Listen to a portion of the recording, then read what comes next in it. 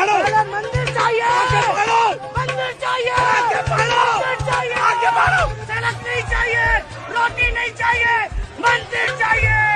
স্বাস্থ্য চায় না, খাদ্য চায় না, রাস্তা চায় না, রুটি চায় না, মন্দির চাই। হ্যাঁ, একদম ঠিক শুনেছেন। এই কথাগুলো বলেছিল যেই ব্যক্তিগুলো, সেই ব্যক্তিগুলো কাঁদছে আজকে রুটির জন্য, খাদ্যের জন্য, গ্যাসের জন্য। गैस नहीं है, क्यों इतने क्यों परेशान है भैया? अच्छा कोई बात नहीं, कोई बात नहीं। कितने दिन से नहीं है सिलेंडर?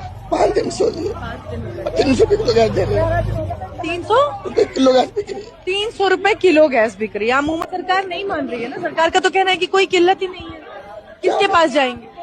कहीं नहीं जाना, आम आदमी किसी ने आपको पता है यही लोग कहते थे कि चाहे कितना भी महंगा हो जाए सिलेंडर पेट्रोल, मोदी जी को वोट देंगे।